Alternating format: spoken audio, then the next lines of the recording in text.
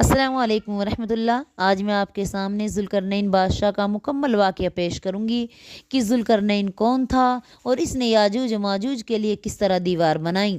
معزز سامعین کرام، قرآن پاک کی سورہ کہف میں ذوالقرنین لقب کے ایک بادشاہ کا ذکر آیا ہے۔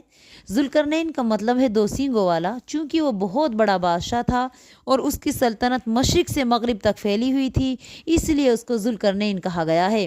اس کا اصل نام کچھ اور تھا۔ وہ بڑا نیک، رحم دل، انصاف پسند اور اللہ پاک سے ڈرنے والا بادشاہ تھا۔ بعض لوگ کہتے ہیں کہ یہ مقدونیہ کا بادشاہ سکندر اعظم تھا، لیکن یہ صحیح نہیں ہے، کیونکہ سکندر اعظم ایک بت پرست بادشاہ تھا اور ذوالقرنین اللہ تعالیٰ کا فرما بردار اور شکر گزار بندہ تھا۔ بعض لوگوں نے یہ خیال ظاہر کیا ہے کہ وہ ایران کا بادشاہ سائرس یعنی خسرو تھا، جو حضرت عیسیٰ علیہ السلام سے کوئی 550 سال پہلے گزرا ہے۔ قرآن پاک میں ذوالقرنین کی دو نشانیاں بتائی گئی ہیں اور وہ اسی بادشاہ میں پائی جاتی ہیں۔ اللہ تعالیٰ نے ذوالقرنین کو دنیا کے بہت بڑے حصے پر حکومت دی تھی اور اسے بڑا مال اور ہر قسم کا ساز و سامان عطا کیا تھا۔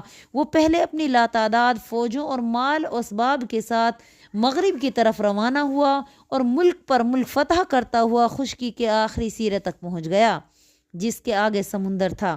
اسے سورج ایسا دکھائی دیتا تھا جیسے وہ گولے یعنی گدلے پانی کی ایک جھیل میں ڈوب رہا ہے۔ وہاں ایک قوم بھی آباد تھی۔ اس کی نسبت اللہ تعالیٰ نے ذوالقرنین سے فرمایا، اے ذوالقرنین، تم کو ان لوگوں پر دونوں طرح کا اختیار حاصل ہے، چاہو تو ان کو تکلیف پہنچاؤ اور چاہو تو ان کے ساتھ نیک سلوک کرو۔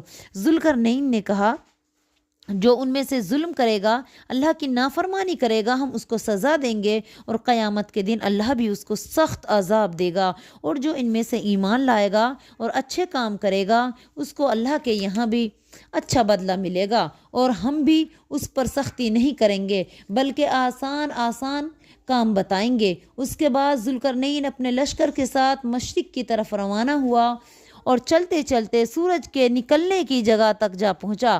وہاں اس نے ایسے لوگوں کو دیکھا جو نہ تو گھر بنایا کرتے تھے اور نہ دھوپ سے بچنے کے لیے کسی قسم کا ساز و سامان رکھتے تھے۔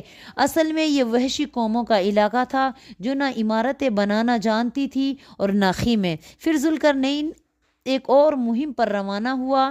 چلتے چلتے وہ دو پہاڑوں کے درمیان ایک مقام پر پہنچا تو اسے ایک ایسی قوم ملی جو مشکل سے ہی کوئی بات سمجھتی تھی۔ یہ لوگ شمال مغرب کی ان طاقتور وحشی قوموں سے سخت تنگ آئے ہوئے تھے جو ان پر آئے دن حملہ کرتی رہتی تھی۔ ان قوموں کو وہ یاجوج و ماجوج کہتے تھے۔ ان لوگوں نے ذوالقرنین سے کہا کہ اے ذوالقرنین، ان پہاڑوں کے ادھر یاجوج و ماجوج ہیں، وہ ہمارے ملک میں فساد کرتے ہیں اور ہم کو تکلیف دیتے رہتے ہیں۔ اگر تم کہو تو ہم تم کو زور و مال جمع کر دیں۔ تم مہربانی کر کے ہمارے اور ان یاجوج و ماجوج کے درمیان ایک بند بنا دو۔ ذوالقرنین نے کہا، جو کچھ میرے اللہ نے مجھے دے رکھا ہے وہ بہت ہے، تم بس اپنے ہاتھوں کی محنت اور طاقت سے میری مدد کرو، میں تمہارے اور یاجوج ماجوج کے درمیان ایک مضبوط دیوار کھڑی کر دوں گا، مجھے لوہے کی چادر لا کر دو۔ جب سارا ضروری سامان جمع ہو گیا تو ذوالقرنین نے دیوار بنانی شروع کی۔ جب دونوں پہاڑوں کے درمیان دیوار کھڑی ہو گئی تو ذوالقرنین نے حکم دیا کہ بھٹیاں دہکاؤ اور اس دیوار کو دھونکو۔ پھر جب وہ آگ کی طرح سرخ ہو گئی تو اس نے کہا کہ اب میں اس پر پگھلا ہوا تانبا اڈیلوں گا۔ چنانچہ اسی طرح ایک بلند اور مضبوط دیوار بن گئی۔ یاجوج و ماجوج نہ تو اس دیوار پہ چڑھ سکتے تھے اور نہ اس میں سوراخ کر سکتے تھے۔ کام ختم ہوا تو ذوالقرنین نے کہا، یہ میرے رب کی رحمت ہے، مگر جب میرے رب کے وعدہ کا وقت آئے گا تو وہ اس کو ڈھا کر ریزہ ریزہ کر دے گا، اور میرے رب کی فرمائی ہوئی بات سچ ہے، ٹلنے والی نہیں۔ مطلب یہ کہ جب اللہ تعالیٰ کی مرضی ہے تو یہ دیوار قائم رہے گی، اور پھر جب وہ وقت آئے گا جو اللہ نے اس کی تباہی کے لیے مقرر کر رکھا ہے تو پھر وہ اس کو تباہ ہونے سے کوئی چیز نہیں روک سکے گی۔ تاریخ دانوں نے لکھا ہے کہ یہ دیوار بحر اسود اور بحر حزر کے درمیان قفقاز کے علاقے داغستان میں بنائی گئی تھی، اور یہ دربند کے مقام سے داریال کے مقام تک جاتی تھی۔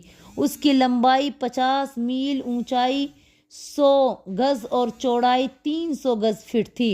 कुछ लोगों ने यह ख्याल जाहिर किया है कि जुल्करनैन ने जो दीवार बनाई वो दीवार चीन है, मगर यह ख्याल बिल्कुल गलत है। दीवार चीन सैकड़ों मील लंबी है और ये इतनी बुलंद भी नहीं। जुल्करनैन की बनाई हुई दीवार से उसका कोई ताल्लुक नहीं है। कुरान पाक की तफसीर लिखने वालों ने बयान किया है कि मक्का के काफिरों ने बाज़ यहूदियों और ईसाइयों के मशवरे से रसूल पाक सल्लल्लाहु अलैहि वसल्लम का इम्तिहान लेने के लिए आप सल्लल्लाहु अलैहि वसल्लम से 3 सवाल पूछे थे। नंबर 1, असहाबे कहफ कौन थे? नंबर 2, खिज़र अलैहिस्सलाम का वाक़िया हमें सुनाओ। नंबर 3, जुल्करनैन के बारे में आप क्या जानते हो? उस मौका पर सूरह कहफ नाजिल हुई जिसमें इन तीनों सवालों के जवाब दिए गए थे।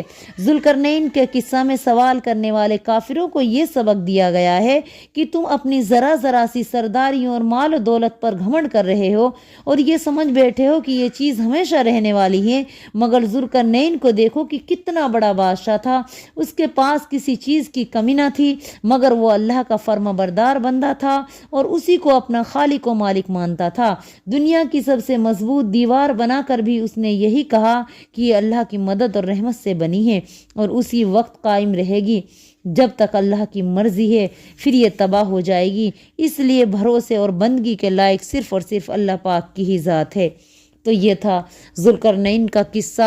जुल्करनैन को अल्लाह पाक ने इतनी बड़ी दौलत और सल्तनत का मालिक बनाया और फिर इसने पूरी दुनिया में घूम फिर कर अल्लाह के बंदों की मदद की। तो हमें चाहिए कि हम जहाँ भी हों, जिस हाल में भी हों, अल्लाह के दीन को गालिब करें और अल्लाह के बंदों की मदद में लग जाएं, क्योंकि ये हर मुसलमान का फरीज़ा है।